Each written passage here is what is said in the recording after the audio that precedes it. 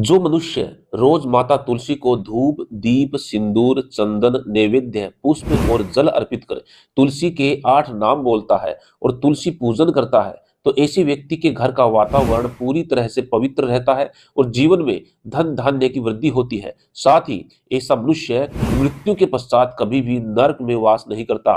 पुष्पसारा, नंदिनी, वृंदावनी, विश्व पूजिता, विश्व पावनी, तुलसी और कृष्ण जीवनी, ये माता तुलसी के 8 पवित्र नाम हैं जो आपको याद रखने चाहिए।